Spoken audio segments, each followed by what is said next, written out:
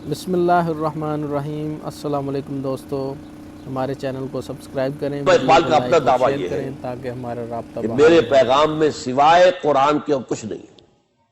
علامہ اقبال کی ایک شاعری ہے 1894 سے 1904 تک۔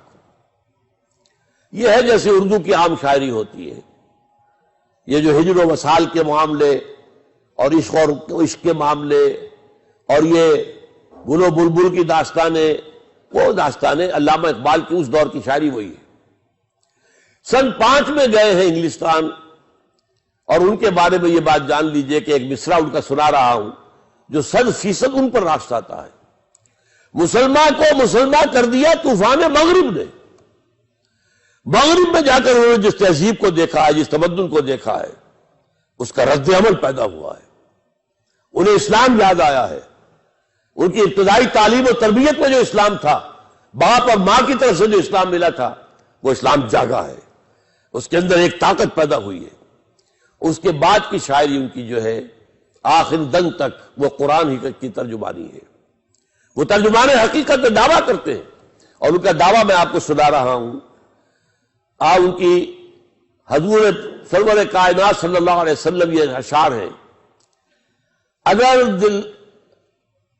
اگر دلم آئی نئے بے جوہر است، اے حضور صلی اللہ علیہ وسلم، اگر میرے دل کا آئینہ جو ہے اس میں چمک نہیں ہے، روشنی نہیں ہے، ورب حرفم غیر قرآن مزمر است، اور اگر خدا نہ خواستہ میری شاعری میں قرآن کے سوا کوئی اور چیز آ گئی ہے، پردہ ناموس سے فکرن چاک کن، میرے فکر کے ناموس اور اس کی عزت، اس کا پردہ پھاڑ کے پھینک دیجئے۔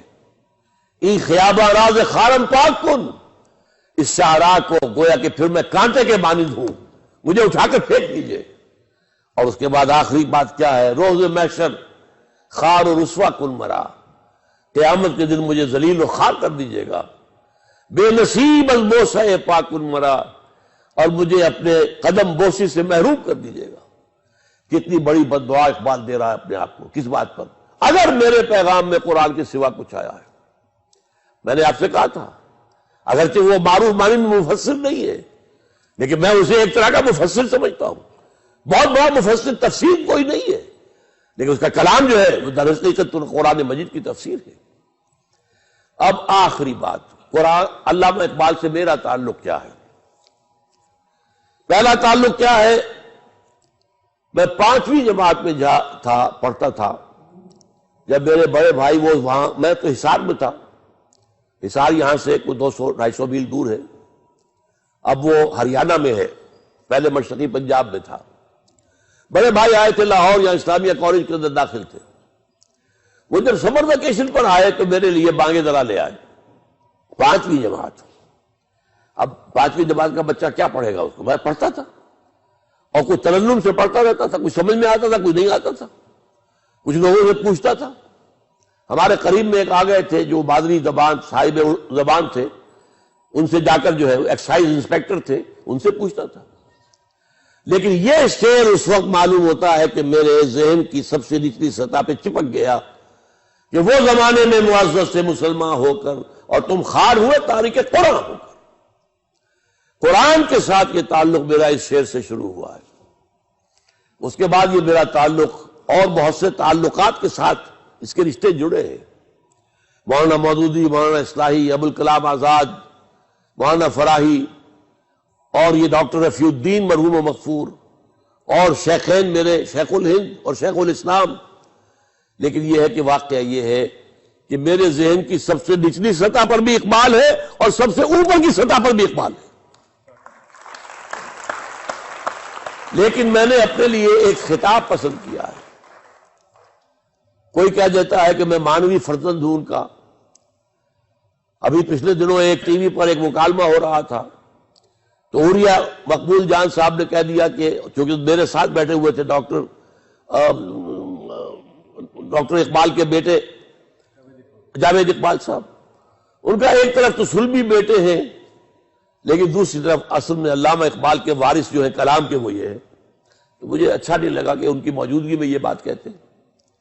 میں نے اپنے لیے جو القاب چنا ہے وہ کیا ہے؟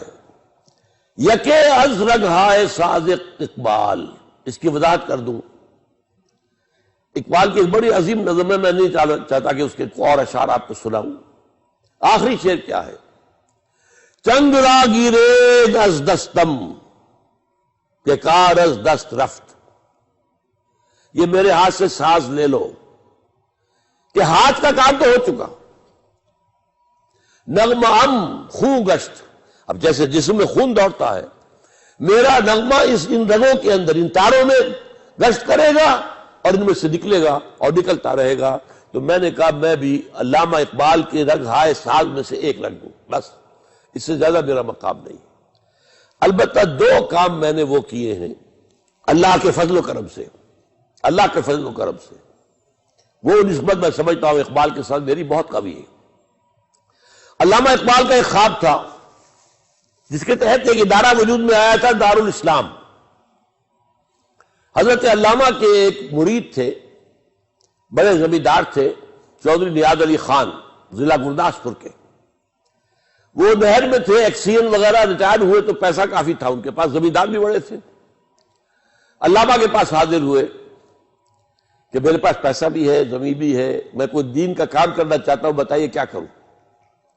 فرمایا ایک ادارہ بناؤ دیہات میں، کھلی فضا میں، اور وہاں پر گریجویٹس جو ہیں، یونیورسٹی سے گریجویٹس ہو چکے، انہیں قرآن پڑھاؤ اور انگریزی میں پڑھاؤ اور ان کو مطمئن کرو قرآن پر، یہ کام ہے کرنے کا۔ انہوں نے کیا کیا، ایک وقف بنایا، اب بھی وقف موجود ہے، جوہر آباد، یہ جوہر آباد جو ہے اس کے اندر وہ وقف موجود ہے، اب بھی موجود ہے۔ وقف بنا دیا، عمارتیں بن گئی۔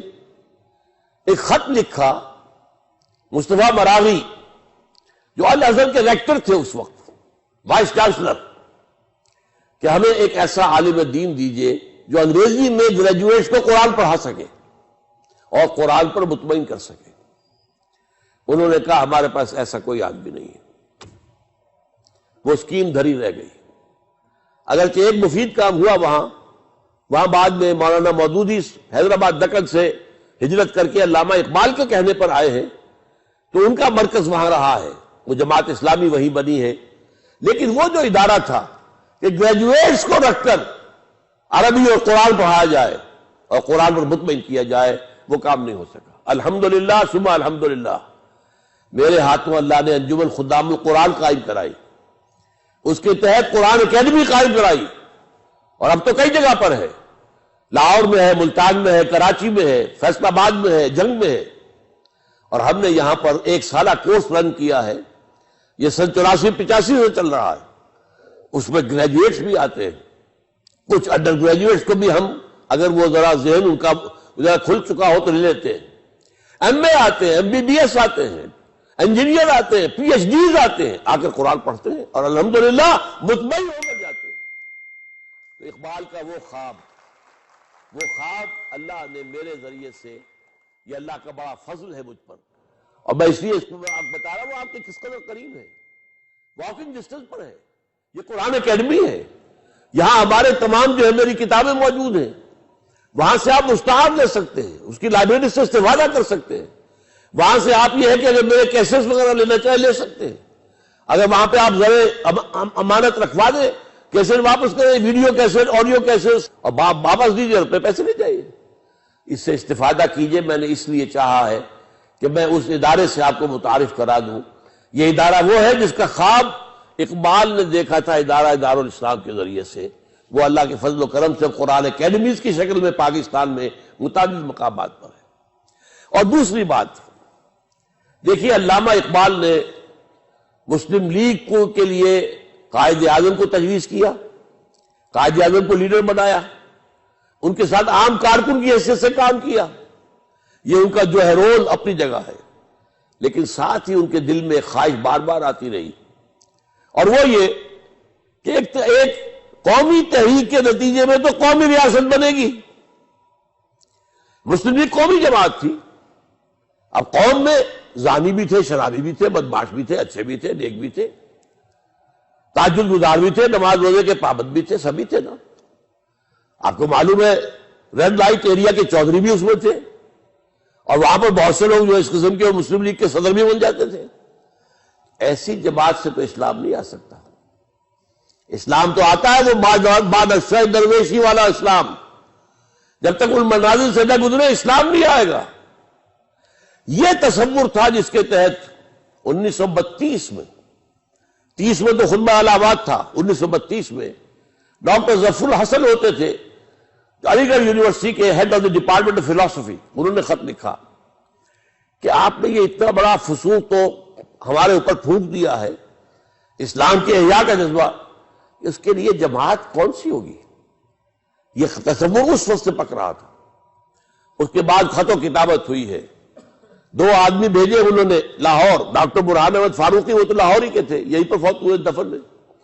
اور ڈاکٹر احمد احمد وہ جو کراچی یونیورسٹی کے فلسفے کے head of the department retire ہوئے.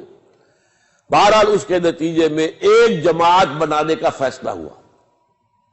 نوٹ کیجئے، ایک جماعت مسلم لیگ تھی، اپنی جگہ پر وہ ٹھیک تھی. قومی جماعت نہ ہوتی تو پاکستان نہ بنتا. اگر آپ یہ کہتے ہیں کہ پہلے نماز پڑھو پھر آؤ ہمارے رکن بننا، تو قومی تحریک نہیں چل سکتی تھی. وہ تو اسی کے لیے وہی طریقہ تھا. لیکن یہ اسلام جو سے نہیں آ سکتا، یہ بھی صحیح ہے. لہذا ایک جماعت بنائی گئی جس کے اصول کیا تھے نوٹ کر لیجئے. اس میں صرف پریکٹسنگ مسلم شامل ہوں گے، نماز روزے کے پابند، ہر حلال اور حرام کی حدود کے پابند. نمبر 1. نمبر 2، کوئی قادیانی شامل نہیں کیا جائے گا. نمبر 3، یہاں ہم کبھی الیکشن میں حصہ نہیں لیں گے. الیکشن کے ذریعے سے نظام نہیں بدل سکتا، وہ تو انقلاب کے ذریعے بدلتا. الیکشن کے ذریعے سے ہاتھ بدل سکتے، چہرے بدل سکتے، جماعتیں بدل سکتی ہیں، نظام نہیں بدلتا. اور نمبر 4، اس جماعت کا نظام جمہوری نہیں ہوگا، بیعت کی بنیاد پر ہوگا. یہ اصول تھے جس کی بنیاد پر فیصلہ ہو گیا تھا جمعیت شبان المسلمین اس کے قیام کا. لیکن علامہ اس کے بعد بیمار تھے، تیار ہو گئے تھے. لوگوں نے کہا کہ اچھا تو پھر آپ ہاتھ بڑھائیے، بیعت کرتے ہیں. ہم تیار ہو گئے تھے. لیکن اس کے بعد کیا ہوا ہے، کس وجہ سے وہ چیز میل منڈے نہیں چڑھ سکی، اس کی تحقیق میں نے کوشش کی ہے. کوئی رائے بھی ہے لیکن میں بیان نہیں کر سکتا اس وقت. لیکن یہ میں اس وقت کہہ رہا ہوں، میرے علم میں یہ بات نہیں تھی. البتہ میں نے جو تنظیم قائم کی وہ اسی بنیاد پر ہے. دین پر کاربند لوگ وہ شامل ہوگے تنظیم اسلامی کے اندر. نمبر 2، یہاں پر کوئی بھی بدکار آدمی اس کو نہیں لیا جائے گا. یہاں کا نظام جمہوری نہیں، بیعت کی بنیاد پر ہوگا. ہم الیکشن میں کبھی حصہ نہیں لیں گے. وہی اس میں حیران رہ گیا جب ڈاکٹر برہان احمد فاروقی کی کتاب شائع ہوئی، اس میں یہ ساری باتیں مجھے ملی. میں حیران رہ گیا. وہ تنظیم جو میں بنا چکا ہوں 1975 میں، وہ کہیں جا کر مجھے 1990 میں وہ کتاب ملی. معلوم ہوا کہ یہ ذہن تو اقبال کا تھا. گویا کہ یہ چیز بھی ایک باطنی نسبت کی حیثیت سے مجھے اقبال سے حاصل ہوئی ہے. بہرحال اس پر بھی میں اللہ تعالیٰ کا شکر ادا کرتا ہوں. یہ تنظیم اسلامی کے نام سے کہ انقلابی جماعت بننے کی کوشش کر رہے ہیں، اور یہ ابھی اس مکی دور میں ہے، ابھی تیاری کے دور میں ہے. ابھی تعداد بھی ہماری کم زیادہ نہیں ہے. لیکن اللہ کا فضل ہے کہ میری زندگی انہی 2 کاموں میں، یہ اس کا حاصل ہے، یہ اس کے ثمر ہیں، یہ درخت کے پھل ہیں. اللہ تعالیٰ ان کو قبول فرمائے. اور آپ حضرات کو بھی اگر میری آج کی گفتگو سے کوئی جذبہ ابھرا ہو، اقبال کی لیگیسی، اقبال کا چھوڑا ہوا کام، اقبال کے خواب، پاکستان کا خواب، امت مسلمہ کی نشرت ثانیہ کا خواب، ان چیزوں کے لیے اپنے آپ کو وقف کرے.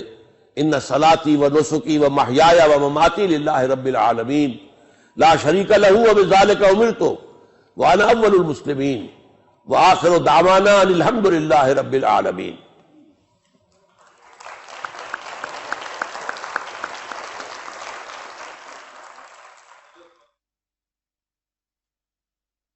دین کی بات پھیلانا صدقہ جاریہ ہے. ثواب کی نیت سے ویڈیو کو شیئر ضرور کیجیے. جزاک اللہ.